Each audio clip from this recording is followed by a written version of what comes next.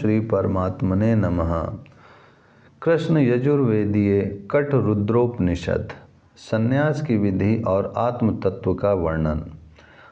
हरि ओम। एक समय देवगण भगवान प्रजापति के पास गए और बोले, भगवान हमें ब्रह्म विद्या का उपदेश कीजिए।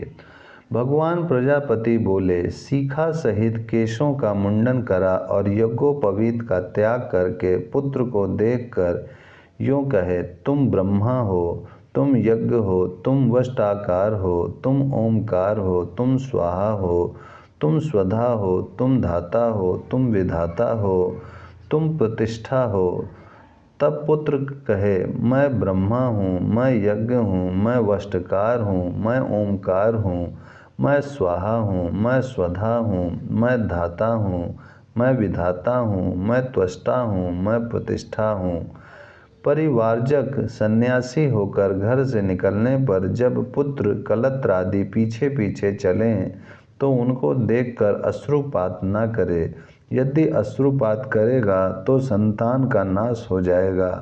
फिर वे सब लोग सन्यासी की प्रदक्षिणा करके इधर उधर बिना देखे लौट जाते हैं। ऐसा सन्यासी देवलोक का अधिकारी होता है। ब्रह्मचारी के रूप में वेदों का अध्ययन करने एवं वेद शास्त्र अनुसार ब्रह्मचर्य का पालन करने के पश्चात विवाह पूर्वक पुत्रों को उत्पन्न करके उनको सुसंस्कृत बना यथाशक्ति यज्ञ हवन करके अपने बंधु बांधवों तथा गुरुजनों से अनुज्ञा प्राप्त कर संन्यास ग्रहण किया जा सकता है। इस प्रकार संन्यास ग्रहण करने वाला वन में जाकर 12 रात्रियों तक दुग्ध से अग्निहोत्र करे। 12 रात्रियों तक केवल दुग्ध आहार पर रहे। 12 रात्रियों के अंत में विष्णु संबंधित तथा प्रजापति संबंधित चरु को जो 3 मिट्टी की टिकरियों पर सिद्ध किया गया हो, वैश्वानर अग्नि तथा प्रजापति के उद्देश्य से हवन कर अग्निहोत्र में प्रयुक्त दारु पात्रों को भी अग्नि में होम दे। मिट्टी के पात्रों का जल में विसर्जन कर दे और तेजस स्वर्ण आदि के बने पदार्थों को अपने गुरु को प्रदान कर दे। उस समय यूँ कहे, तू मुझे छोड़कर दूर न जाना और मैं तुम्हें छोड़कर दूर नहीं जाऊंगा।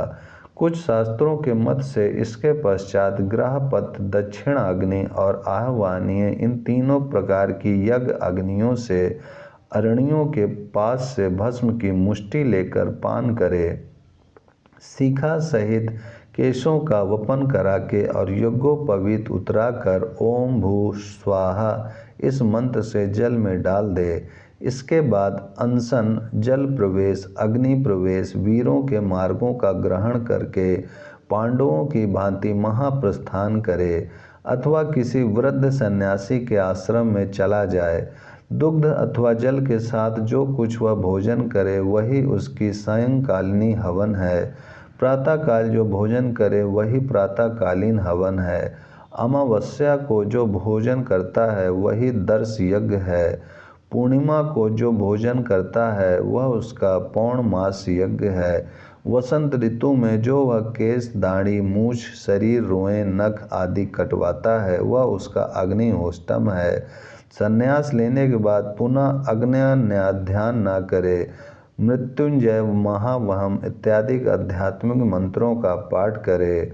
स्वस्ति सर्वजीवेभ्य, सब जीवों का कल्याण हो, यह कहकर केवल आत्म तत्व का ध्यान करता हुआ ऊपर हाथ उठाए प्रपंच अतीत पथ में विचरण करे।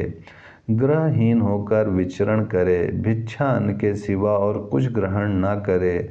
थोड़ी देर भी एक जगह न ठहरे। जीव हिंसा से बचने के लिए केवल वर्षा काल में भ्रमण न करे।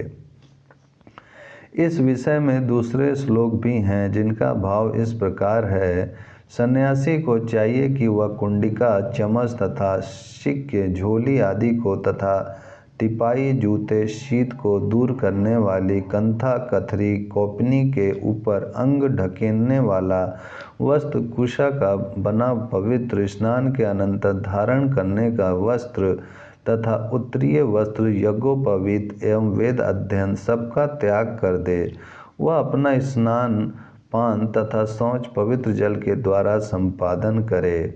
नदी के किनारे जाकर सोए या देव मंदिर में सोए, अत्यधिक आराम न करे अथवा आयास के द्वारा शरीर को व्यर्थ कष्ट न दे, दूसरे के द्वारा अपनी स्तुति सुनकर प्रसन्न न हो और निंदा सुनकर गाली या श्राप न दे। सन्यासी प्रमाद रहित होकर ब्रह्मचर्य पूर्वक जीवन बिताए। स्त्रियों का दर्शन, स्पर्श, केली क्रीड़ा, चर्चा, गुहा, काम संबंधित विषयों की बातचीत, काम संकल्प, संभोग के लिए प्रयत्न तथा संभोग की क्रिया, ये 8 प्रकार के मैथुन विचारवान पुरुषों ने गिनाए हैं। उपयुक्त अष्टविध मैथुन के त्याग रूप ब्रह्मचर्य का पालन मुमुक्षु जनों को करना चाहिए। ओम शांति शांति शांति।